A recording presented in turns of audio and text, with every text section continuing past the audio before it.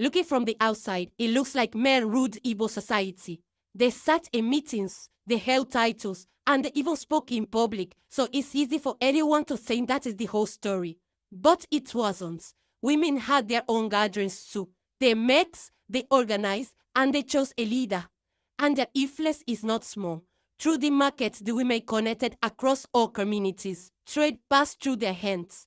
Information moved through them. So whenever they spoke, it carried weight. And if a man abused his power, they could respond together. They could publicly call him out. They could shame him. And they could even shut down the markets. And in a trading society, that was serious.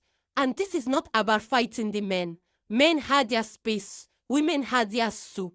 Different rules, but real influence. The Igbo governance wasn't one-sided at all. It was layered, and balance was built into the system. But now we'll argue about it.